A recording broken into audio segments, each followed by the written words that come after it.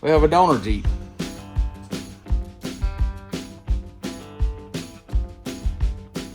So we started on our transmission upgrade on Squatchy.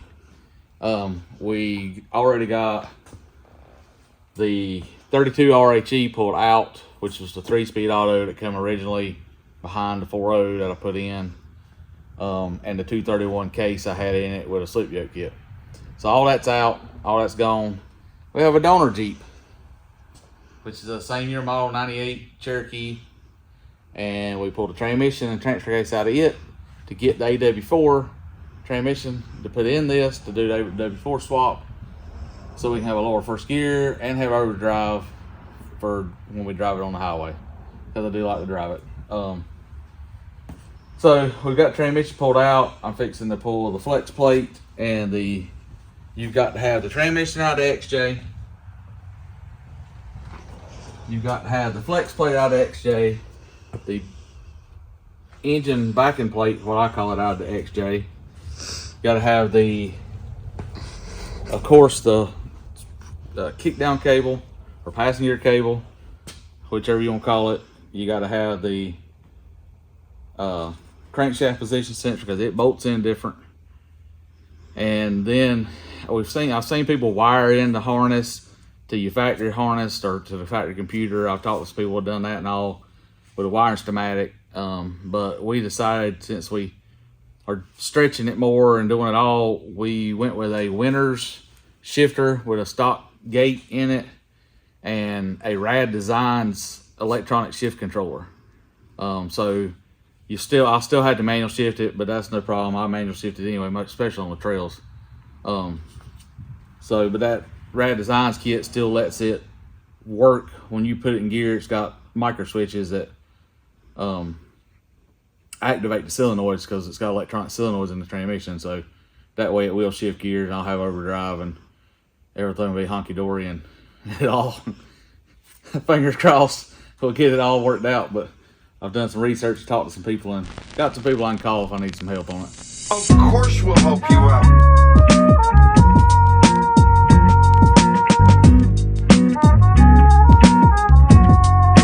Just if anybody's curious and want to do this, this is the backing plate off the back of the motor that goes behind the flywheel between it and the engine block, off that 4.0 with an AW4 in it. And just kind of, this is the one that come off of the 4.0 with the 32 RHE in it. And just kind of looking at them, they look kind of similar. So you lay them down and line the holes up for the transmission. There's not a whole lot of difference. Starter holes in the same spot, but it is cut a little different, and it's down because the dust covers are different on the two Jeeps. So that's the difference in the holes, the same size in the middle here, goes around the crankshaft, and like I said, the starter holes in the same spot and goes around that. So just show you the little difference there. So that's why you have to use you need the plate off of the 4-to-AW4. This is the flywheel off of the 4.0 with the 32 RHE in it. Looking at them, they look the same.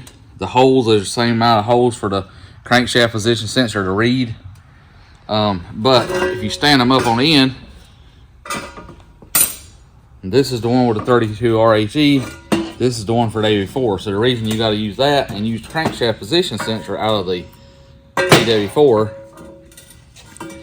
is there's the same amount of holes, and the spacing's the same because same motor, so it's reading the same for the computer.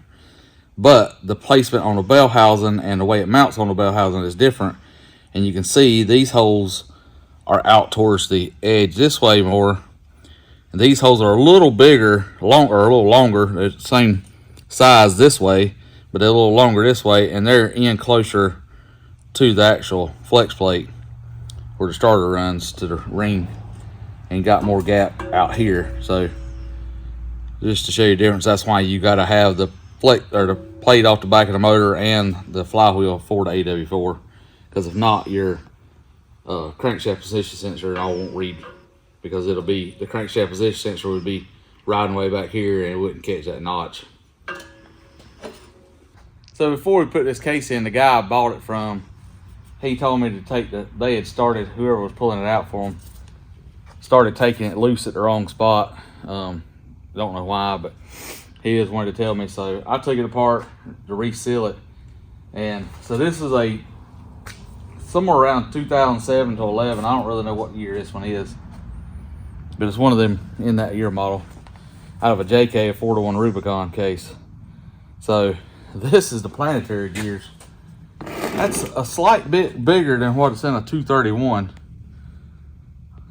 So kind of beefy. So I just wanted to show you that. We took it apart, just gonna put, there wasn't much sealer around here still. It probably would have sealed off, but we got it cleaned up and go back together with it. The case looks like new inside still.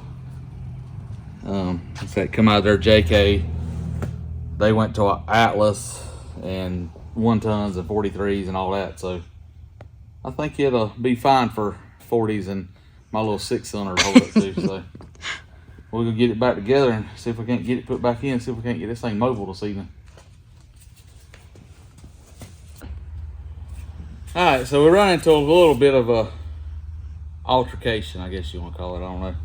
Anyway, this is the transmission mount off of the AW4, which if you can see the bolt holes, it bolts up different from what this was the mount on the 32 RHE, because it had an adapter to make it to 4 bolts. And you see the bolt pattern is different, and even the adapter had inside little bolts. So this is this, but it offsets these holes. Well, my Clayton cross member is centered for the bolt holes, is centered on transmission. So I took this, found a piece of metal that was the same size, and just copied these holes on this. And it was, with the Rubicon case, there's a bolt that sticks out.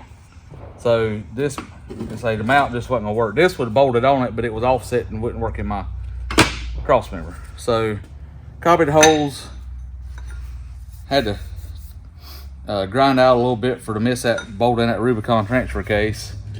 And then I drilled and tapped these holes that match this. So, and then I put the bolts through and cut them off on the back side so that I knew they wouldn't stick through to hit the transmission housing, because it's bolts all against it, so it can't have bolts through bolts. They had to thread it.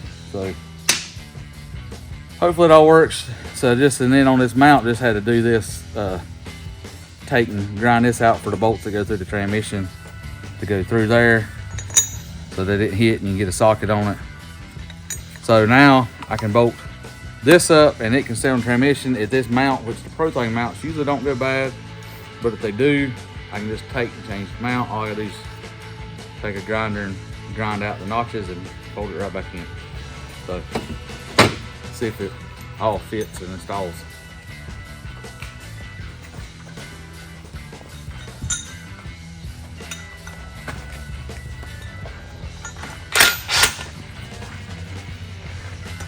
That bolts up. You can see where I had to grind out because that bolt stuck down.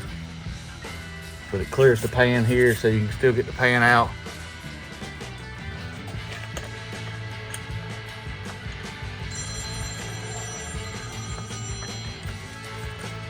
It's hard to turn them.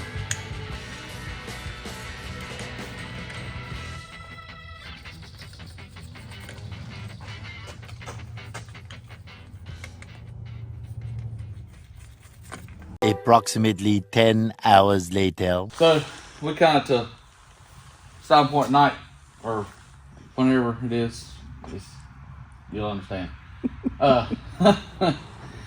We'll show you that's in there. Transmission's in, all bolted up, everything bolted together once you use flex plate and everything. The only thing I don't have in it is the torque converter bolts. But everything else bolted up. Lines is back on it, other than I got to reroute the lines because my exhaust and engine cross member or engine skid all is in that. Probably gonna have to move transmission cooler because I don't use radiator, but just put it out there. Once I got it routed right, which I had to reroute it. Passenger cable went right in the bracket, popped on the throttle body. So all that worked. Being I used the same year model, which it may be several year models, but same year model, my crankshaft position sensor plugged right up. So all that's took care of up here. That's pretty much everything under the hood. So as you can see, it's in. Only thing I like I say, is torque motor bolts, and I'll put the other dust shield on. That's why there's a bolt missing here. I've got everything took out except for the factory shifter that comes down through there. So I gotta take it out, and I had to figure out cable shifter, but before then, I do have the transfer case kind of in there because we are using a JKU or JK Rubicon case. 2007 to 2011 Rubicon case will bolt directly up to the Cherokee automatic, or it would have bolted up to my 32 RHE2. Same 23 spline shaft, same bolt pattern. You can see it's together. So if anybody's wondering, I do have one bolt in it, and it's all mated together. This is just some pieces of metal I stuck in there. My Clayton skid plate. Well, this is the skeleton to the skid plate.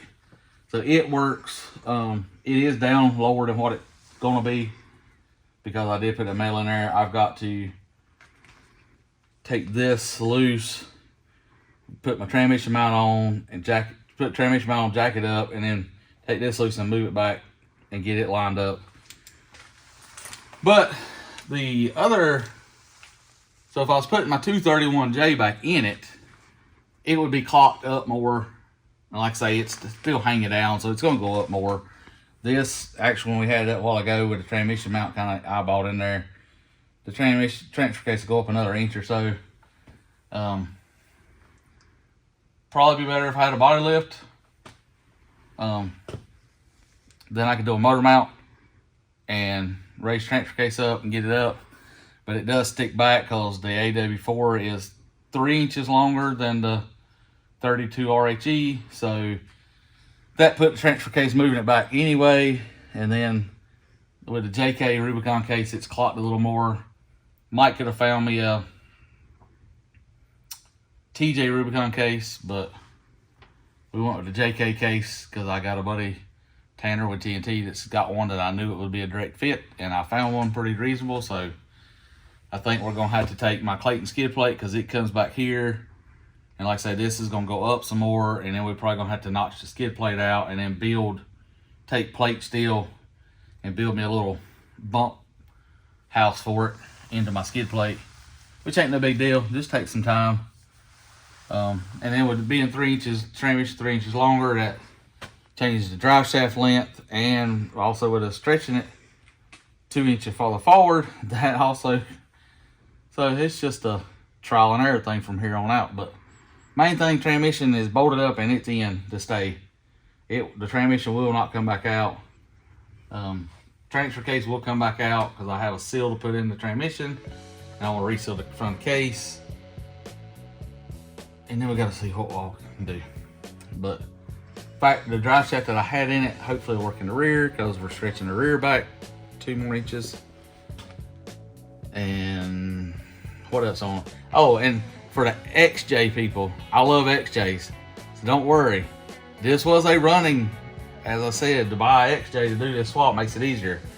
This XJ was running and driving, but it was a donor, gonna be a donor anyway, because I bought it from a buddy of mine. He brought it for me to work on it and needed a heater core, and found out the steering box had broke off out of unibody, and there wasn't really no fixing it. He didn't mess with it, so that's why I bought it to use for my donor. So the engine is going to a good home, either to have a spare for this or in another project that is not to be discussed right now. And so we use transmission in this. Transfer case will be for sale, and the body parts will go somewhere. But so XJ owners, I am not destroying a perfectly good XJ. I wouldn't do that. I like them. So anyway, but as far as we get, we'll get on it and get everything else figured out. The next day. Starting out a new day on our transmission swap deal. And yes, this is the shirt I had on yesterday, But I figured it got nasty. Why not get another one nasty? So I just kept it. So we was planning on stretching, which I still want to. We was gonna do 2 inches forward, 2 inches back, because like I said, the transmission's 3 inches longer. But this JK Rubicon case, just for the heck of it this morning, I didn't really measure the overall length on it.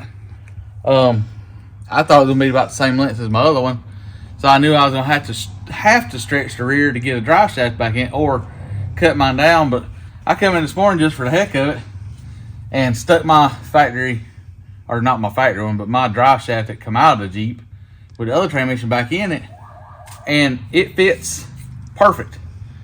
Got to measure, and this transfer case is almost 2 inches shorter than the factory 231 that was in it with a slip yoke kit. So it still turns, same angle with it at full droop, because it's at full droop now.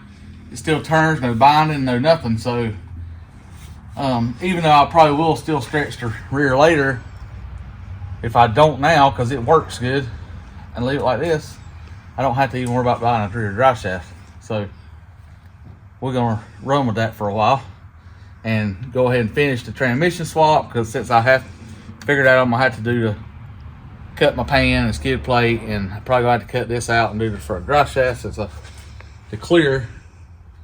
That gives me more time to focus, get the front done, because I don't have to worry about the back being done before wheeling season. If I don't have to, I could always do it some other time in a weekend. I'm gonna start back on it today though, and try to get transmission lines in. Now that I know the rear drive shaft will work, I can bolt it back. Well, once I pull the case out, seal it, and do all that, I can bolt it in and try to get the transmission lines done on it today, the torque converter bolts in it, and get it where I can at least manually put it in gear underneath, where I can actually move the Jeep around again. So that makes me a little bit happier today. Even though I still want to stretch it, it'll still get 2 inches in the back eventually. But for now, I didn't really want to cut my body armor much more, and we're thinking about doing a back half kit, so that could let me have some time to wait until I do the back half kit to actually stretch it and get everything like I want. So we'll see how it goes though.